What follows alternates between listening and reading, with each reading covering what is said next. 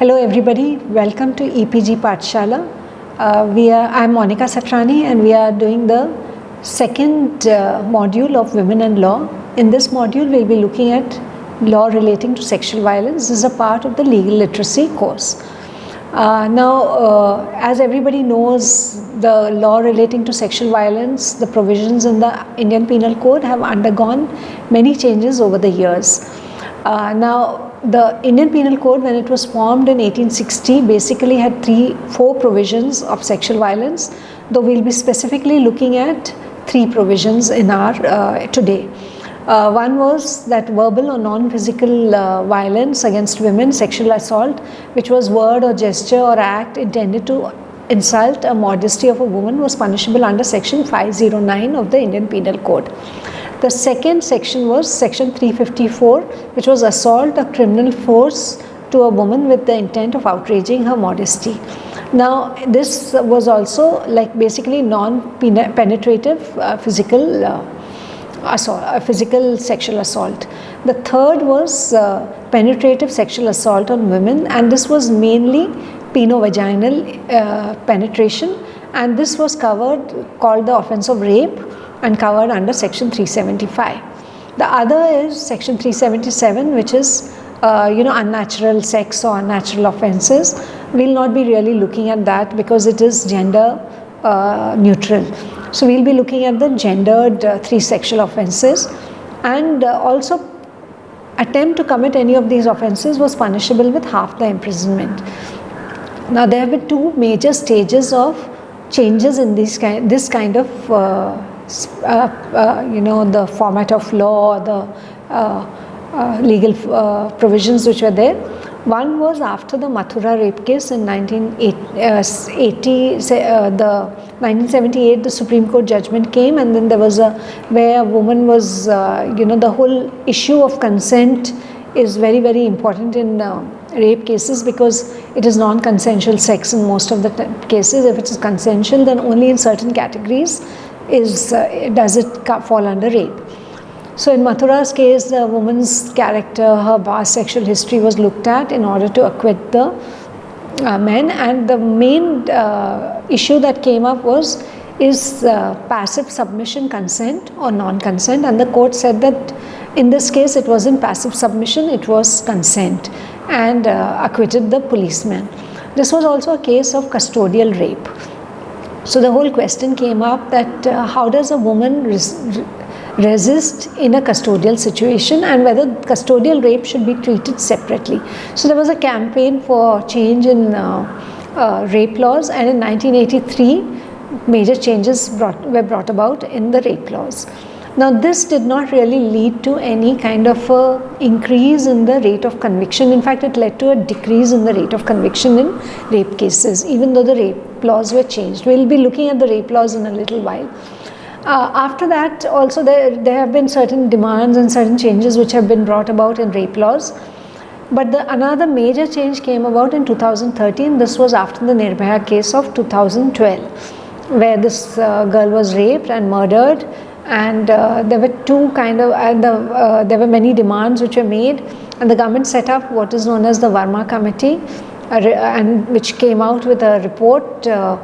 And the Verma Committee report is on the website. I would suggest everybody who is interested in the issue to really read the committee report, where for the first time, actually rape and sexual assault have always been covered under the whole paradigm of shame and honor, and the woman was always held to be the accused in the case, because it was her consent which was actually looked at. Whereas Verma Committee report said that it's actually an offence against the bodily integrity of the woman, and it should be treated alongside, and major changes have come about post 2013. So we'll be looking at the law as it stands today. So the first issue is that now there has been a shift from penovaginal penetration to other forms of penetration. So it can be in the mouth, urethra or anus of a woman. It could be an insertion of an object or part of the body which is not the penis into any of these parts of the woman's body, or make her do it to him. So it could be the other way around, or any other person. It could also be a manipulation of any part of the body of the woman so as to cause penetration into the vagina, urethra. So it could be the woman may be made to insert herself and apply the mouth. So even oral sex of other types would also be covered under this. So now it has moved beyond just the peno-vaginal aspect, and it includes the following. Now, what would constitute rape? We shall look into this. So rape would be sexual intercourse with a woman. So the gendered nature of the offense continues against her will, without her consent, with her consent when obtained by putting her or any person in whom she is interested in fear of death or hurt, with her consent when the man knows that he is not her husband and that her consent is given because she believes that he is another man to whom she is or believes herself to be lawfully married. Now, what would be the cases under this? This would be, say, the man has a twin brother, she's married to the twin brother and she thinks he's the husband, whereas he knows he's not the husband. Or in the dark, a woman is sleeping in a house and a man walks in and she thinks he's her husband and she doesn't see him and she has sex with him and then later discovers that he's not her husband, and that would also be rape even though she has consented to the act itself. Fifthly, with her consent when at the time of giving such consent by reason of unsoundness of mind or intoxication or administration by him personally or through another of any stupefying or unwholesome substance, she is unable to understand the nature or consequences of what she gives her consent. Lastly, with or without her consent when the victim is under 18 years of age. Now this is known as statutory rape. Statutory rape is that where rape is generally defined as where a woman does not give her consent. Now the law has always, from 1860, the law has always been defined that there is an age beyond which only a woman can consent. Below that age, her consent is meaningless. She is not able to consent at all. So even if she gives her consent, it would still amount to rape. And the age has been increased over the years. So till 2013 it was 16 years of age, now it is 18 years of age. So with or without her consent, if the victim is under 18 years of age, it will amount to rape. Lastly, this has come in as a result of the 2013 amendment when she is unable to communicate consent. Now 375 makes an exception that rape in marriage situations where marital rape is not recognized if the woman is over 15 years of age. So in cases where the woman man has sexual intercourse with his wife, then her consent is immaterial if she's over 15 years of age, and only if she's under 15 does her consent matter. Penetration does not mean full penetration. Even partial penetration is permitted. It would amount to rape. Consent means unequivocal voluntary agreement when the woman by words or gestures or in any form of verbal or non-verbal communication communicates willingness to participate in the specific sexual act. So there are two things. One is that she has to communicate her willingness in maybe verbal or non-verbal way, but also not just her willingness to participate in a sexual act, but in that particular sexual act. So she may not be willing for that particular sexual act, so she has to communicate her willingness for that act. Also, that if a woman does not physically resist the act of penetration, it shall not only by that reason be regarded as consenting to sexual activity. So these are the changes that have come about in the recent amendment. Medical procedure or intervention is not rape, and as already stated, sexual intercourse with a wife is not rape if she's over 15 years of age. Now, one of the major changes that came about in the 1983 Act was there was a form of rape which was added, which was known as aggravated rape. That is because Mathura was a case in which a police officer in a police station had committed rape. So custodial situations of rape were seen as aggravated rape, and there were different categories like in institutions, in police stations, prisons, hospitals, people who committed rape on the woman who was under their care or custody. That would be considered a more aggravated form of rape, and in these cases a higher punishment was given. Apart from that, the burden of proof shifted on the accused in these cases to prove that if there was sexual intercourse, it was, and the woman said that it was without her consent, now the accused had to prove that it was with her consent. So this was also brought in for aggravated rape. In the cases covered under 375, this the burden of proof is still on the prosecutrix. So what are these situations? In 2013 amendment, the categories were expanded. This was partly because of the campaign of the women's groups and the presentations made before the Verma committee report, which brought in different categories. So now relatives, guardians, teachers, or people in position of trust or authority during communal or sectarian violence by the armed forces, which was not there earlier, knowing a woman to be pregnant, if she is under 16 years of age, woman incapable of giving consent, where you are in a position of control or dominance over a woman, or woman who is suffering from mental or physical disability, or causing grievous bodily harm or maiming or disfiguring or endangering the life of a woman, or committing rape repeatedly on the same woman, are categories which are included in aggravated rape. One of the changes which also came about in the punishment in 1983 was the introduction of minimum mandatory sentence, minimum sentencing. So minimum of 7 years in cases falling under 375 and minimum of 10 years in cases falling under 376(2). But the judge had the discretion to grant less than that.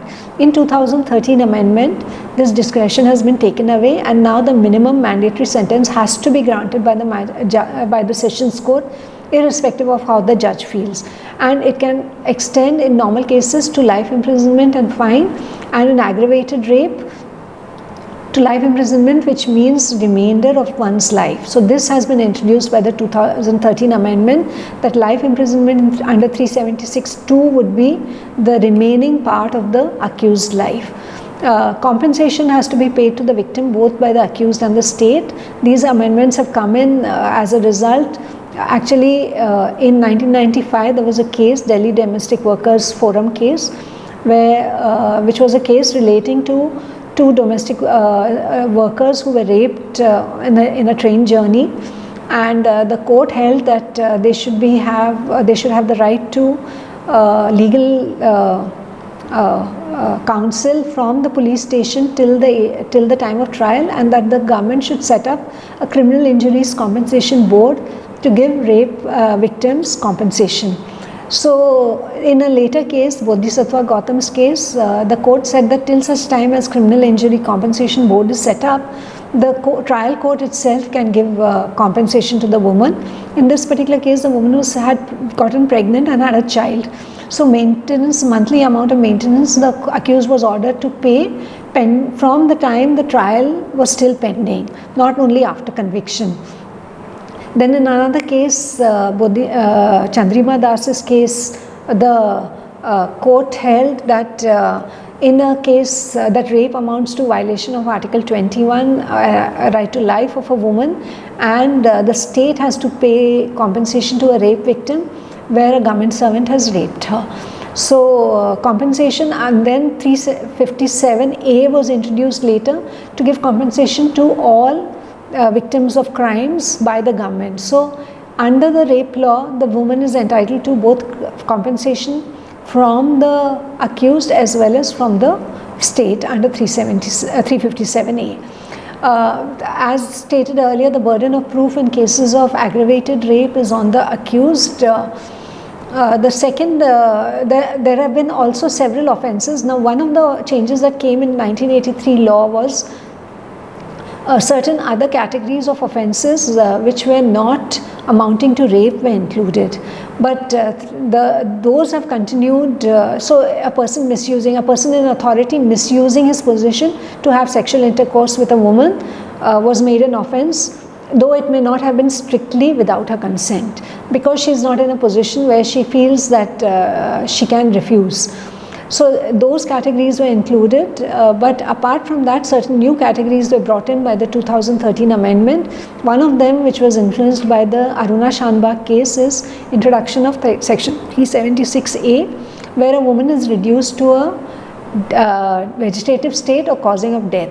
And for the first time, death penalty was introduced for the offence of rape. Women's groups did not want death penalty. Verma committee also said death penalty should not be given, but the parliament brought in a law which said that in these cases the punishment should be minimum 20 years, which may extend to imprisonment for life, which means the natural life of a person, or death. So minimum 20 years, but it can extend to life imprisonment or death penalty. Sexual intercourse by a husband with a wife who is living separately, whether under a decree of separation or otherwise without her consent, was punishable. Is punishable with not less than 2 years, but which may extend to 7 years and also be liable to fine. This section was introduced in 1983 with a maximum punishment of 2 years, but now the punishment has increased. So many of the sections which are continued, the punishment has increased. So 376 is sexual intercourse by a person in authority in a fiduciary relationship, a public servant, or a superintendent manager of jail, remand home, or other place of custody, or hospital, where the person abuses his relationship and seduces or induces a woman in his custody to have sexual intercourse with him, which does not amount to rape, will be punishable with between 5 years to 10 years. Earlier it was only 5 years, maximum of 5 years. Now it is minimum of 5 years, up to 10 years and fine. Another section which has been introduced is gang rape, where a woman is raped by more than one person. So in these cases again the punishment will be not less than 20 years, which may extend to life, which is the remaining life of the person. Then there is section 376E, which has been introduced, which is when a person is a repeat offender. So the person has already been convicted of one rape, and now so under 376, 376A, which is vegetative state or death, and 376D, which is gang rape, and is subsequently convicted for an offence punishable under any of these sections, then it will be either death penalty or life imprisonment up to the remaining part of that person's life. Now apart from that, punishment for 509 has increased from 1 year to 3 years. 354 has increased from 2 years to minimum of 1 year and maximum of 5 years. There are two other offences which have been included. Public servant, if they fail, this has come up about strict, as a consequence of Nirbhaya's case, where the FIR was refused to be registered. So now that becomes a punishable offence with up to 1 year of imprisonment. Doctors, if they refuse to provide, public hospital, if it refuses to provide treatment to the victim, then that is also punishable offence with 1 year of imprisonment. There are certain new categories of offences which are added, which are non-penetrative sexual assault. So one of them is sexual harassment. So section 354A has been added. The definition of sexual harassment under this particular section is the same as under the Sexual Harassment Act, which provides a civil remedy. The only thing is that under the Sexual Harassment Act, it involves the workplace, so only a woman who is sexually harassed at the workplace can file that remedy. But if she is harassed at the workplace, she can also file under 354A, and anywhere else if a woman is sexually harassed by a friend, by a relative, by a stranger, then that would also amount to an offence under section 354A, which is punishable with up to 3 years of imprisonment or fine. Subsequent offence will be punishable with more. So then another offence which was added was assault or use of criminal force to women with intent to disrobe. So this is basically if a woman is stripped naked or disrobed, the offence is punishable with imprisonment, which will be not less than 3 years, which may extend to 7 years and also be liable to fine. Another offence which was added was voyeurism, which is both watching as well as capturing the image as well as disseminating any image that a woman may have permitted to be filmed but not permitted to dissemination of. But when these images or watching is when a woman is engaging in a private act. Now what is a private act? Which is carried out in a place where she would be reasonably expected, where she'll reasonably expect to be provided privacy, and where her genitals, posterior or breasts are exposed or covered only in underwear, or where she's using a lavatory or she's doing a sexual act that is not done ordinarily in public, then in that case it is an offense. Or where, as already stated, where she is allowed to being filmed but not to the dissemination to third person, then that is also an offense. It is punishable with an imprisonment of minimum 1 year to 3 years, and for subsequent offense 3 to 7 years. The last offense which has been added in the books is stalking, where a woman, this is not just physical stalking but also social or virtual stalking. So where a man follows a woman or contacts or attempts to contact such woman to foster personal interaction repeatedly despite a clear indication of disinterest by a woman. So what is required is not that you approach a woman once, but that you approach her repeatedly, and the woman has said that she is not interested, then it would be stalking. Or monitors the use by a woman of internet, email or other form of electric communication except to prevent. Now it is not stalking when I'm following somebody in order to prevent the commission of an offense. I'm a policeman or I'm acting in pursuance of a law. I suspect the woman of having committed an offense and therefore I'm following her. Then it is not stalking. The punishment is maximum of 3 years and 5 years for any subsequent offense. Now the procedure also, there have been many changes which have been brought about. The FIR has to be recorded by a woman police officer or a special educator where a person is disabled, and it has to be in her residence. A statement, apart from the police statement has to be recorded by the magistrate under section 164 of the CRPC, and that statement should be used in as evidence in cases. All hospitals, public or private, whether run by any government, shall immediately provide first aid or medical treatment free of cost to the victims of sexual offences. So even a private hospital has to provide free medical treatment to a victim of sexual offence. Identification of physically and mentally disabled person to be conducted by JMFC and videographed. So identification parade, if the woman is physically or mentally disabled, has to be done by a judicial magistrate and has to be videographed. There have been provisions which have been brought in that a woman's name should not be revealed. This was brought in before the 2013 amendment. So the name of the prosecutrix should not be published, should not be made public, otherwise it is an offense. A trial will be in camera. What is an in-camera trial? An in-camera trial is one in which the public is not allowed inside. So where only the people who are involved in the case can be allowed to be in the court. Normally trials are public. So anyone can sit in. Suppose my case is the next case and I'm sitting in the court. I don't have to go out in a normal court. I can sit and watch the other proceedings that are going on. Even if I have nothing to do with the court and I just want to do time pass, I can go to the court and sit down and observe court proceedings. But lawyers can be inside. But in an in-camera trial, only the people who are involved in the case can be inside the case. All others have to leave. So even other lawyers will not be there. Only the court staff which is required, the lawyers for both the sides, the accused and the victim and the witnesses can be in the court. We have already spoken about the Delhi domestic workers case, which talked about compensation. Now one of the important other contentious issues in rape cases has been the way medical examination has been done. Medical textbooks talk about how doctors have to examine the women. Generally they insert fingers into the woman's vagina to find out the elasticity of the vagina, to find out whether a sexual offense has taken place or not. So the more elastic the vagina, the more used a woman is to sexual intercourse. Now generally that has been used to prove that a woman was not virgin. Earlier, a woman's past sexual history could be brought into could be used in the court under section 155(4) of the Indian Evidence Act in order to discredit her. That has been repealed. The Verma Committee report said that this two-finger test is very outdated and should not be used. Sehat, an NGO which works with Mumbai, has come out with a forensic kit on how medical examination in sexual assault cases should be done. Now the Verma Committee report recommended that should be used. Soon after the Nirbhaya case, the Supreme Court in Lilu alias Rajesh's case said that two-finger test should not be used and the medical examination should not